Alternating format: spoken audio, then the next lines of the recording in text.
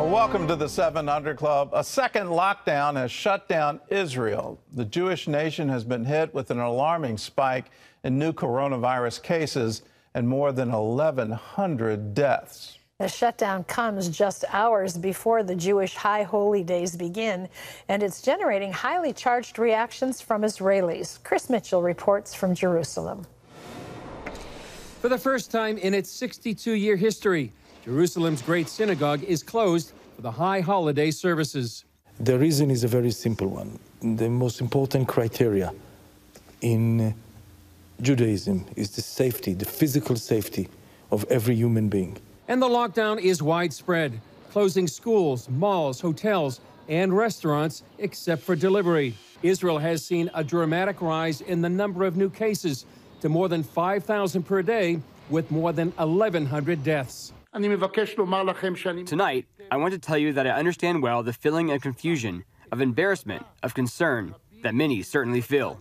I understand and ask before everything else to apologize for this. While admitting the lockdown harmed Israelis' ability to celebrate together, President Rivlin encouraged them to be strong, then turned to the government. We must do everything to restore personal, medical, and economic security to all Israelis. Meanwhile, police spokesman Mickey Rosenfeld says law enforcement is ready to do its part while keeping the peace. The Israeli National Police have completed security, health and safety measures for the scheduled lockdown. More than 7,000 police officers will take part in blocking different neighborhoods and preventing movements. Israelis taking care of last-minute needs at Jerusalem's open-air market shared mixed reactions to the lockdown. We're mad, I'm honest, because in July and August, everything was open, everyone drink a beer, everything was, they would go to concerts. But in the holidays, when it's supposed to be happy, it's supposed to be, everyone's supposed to be united. It's Rosh Hashanah, it's New Year's of the Jewish, he closed everything. The fact that we are the first Western country to enter a second lockdown, it's insane. I think it's a good idea given our record thus far. We did really, really well when we had a lockdown. Then we relaxed standards and things went from bad to much worse. Still, some see a spiritual bright side. Maybe it will bring us all together more. We have to stay home and have a little introspection of ourselves and so forth. And I think that probably next year there'll even be more turnout in the synagogues and the I think it's going to strengthen us in the end. Chris Mitchell, CBN News. Well, this is one of the first times, if not the first time in history, that Rosh Hashanah is not going to be publicly celebrated. Will there still be the blowing of the shofar? Yes, but they're not going to gather at the Western Wall. This is a lockdown in the middle of the high holy days, and it starts at Rosh Hashanah and then goes forward all the way through Yom Kippur. So this is an incredible thing for Israel to lock down. I encourage Christians to celebrate these high holy days, and we're going to be celebrating here at CBN in a wonderfully COVID-protected way that you can watch on the CBN News Channel, on CBN Family. You can also have it on Facebook, on our Facebook pages, and on YouTube. September 18th and 19th, Friday and Saturday at 7 p.m. If you want to help celebrate Rosh Hashanah, you can do it in your own home with your own family. And I encourage you to do it. Get in touch with the Jewish roots of the Christian faith. And when you start understanding the festivals, you understand a great deal more about Christianity. Well, in other news, a provocative claim from Joe Biden about President Trump's handling of the coronavirus. John Jessup has that story from our CBN News Bureau in Washington. John? That's right, Gordon. In a CNN town hall, the Democratic presidential nominee appeared to blame President Trump for all of the deaths from COVID-19. The president had done his job from the beginning. All the people would still be alive. All the people, I'm not making this up, just look at the data. Look at the data. Major media outlets quickly criticized Biden. The Washington Post fact checker writing, actually, Biden is making this up. There is no data to support this. Politico called it untrue. Well, conservatives are criticizing YouTube for taking down a link to an interview with Scott Atlas when he was at Stanford University's Hoover Institution. Dr. Atlas now serves as a coronavirus advisor to President Trump. YouTube said it does not allow medical information that goes against what the World Health Organization or local medical authorities say about COVID. But conservative critics say YouTube is carrying out censorship. The Wall Street Journal argued this week that if the virus nightmare has taught the world anything, it's that no one has a monopoly over the right policy advice. It went on to say that's why a free society fosters debate. Well, social media giants like Facebook, Twitter, and Google may deny it, but more and more conservatives say they're facing censorship.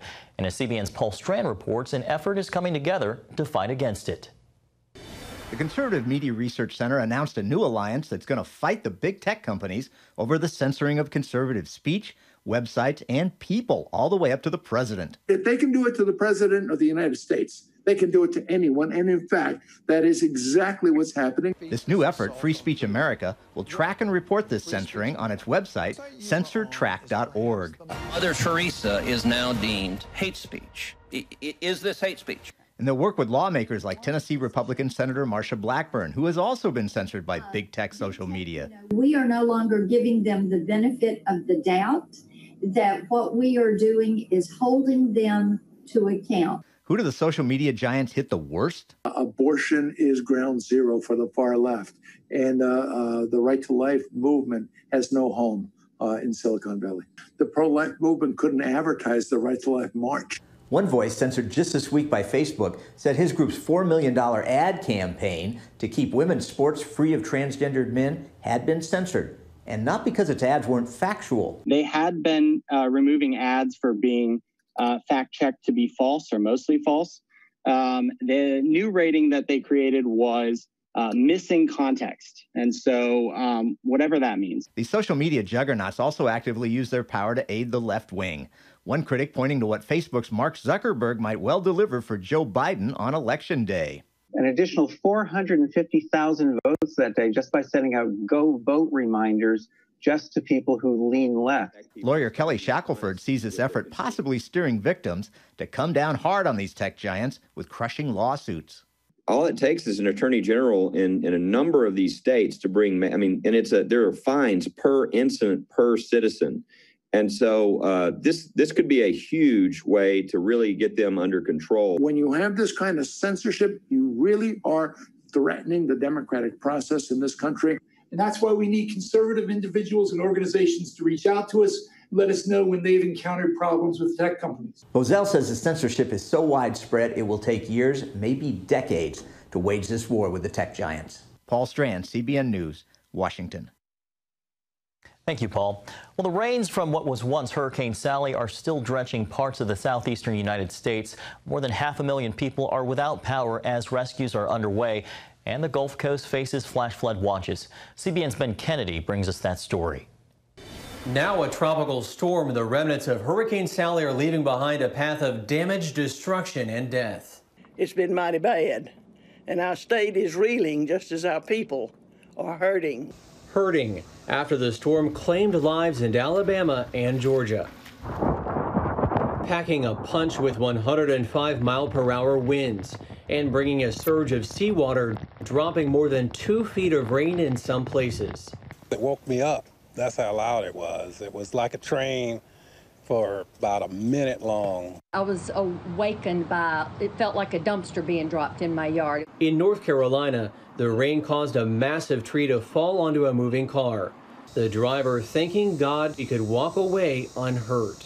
Hey, that ain't nothing but God. That's amazing, just the rain brought the tree down because we didn't have a heavy wind last night. This morning, people are now saving what they can from their damaged homes and businesses. We got a long way to start cleaning up. To help with their recovery, CBN's Operation Blessing is on the scene delivering food and supplies. Because of power outages, people in Pensacola, Florida needed ice to keep their food from going bad. Operation Blessing supplied that ice, along with food and fresh water. The first one, which we see right now, is the ice truck, which people desperately need. So we're bagging the ice and getting it out. Second truck should arrive any minute, and it's supposed to be half filled with cases of water, and then secondly, non-perishable foods, which will be really critical for their homes. Now Alabama and the Sunshine State are still bracing for flooding. Florida Governor Ron DeSantis is urging residents not to let their guard down as rivers rise and overflow. Ben Kennedy, CBN News. Gordon, Operation Blessing delivering health both physically and spiritually. We're going to be there, and we're going to be there in your name. If you're a member of the 700 Club, you're part of that relief effort. If you want to donate to it, all you have to do is call us, 1-800-700-7000, or you can write to us, Disaster Relief Fund, CBN Center, Virginia Beach, Virginia, 23463, or you can go to cbn.com. There's a place on the giving page where you can designate your gift into the Disaster Relief Fund. Either way, do it now. Be a part of helping people in need. 1-800-700-7000.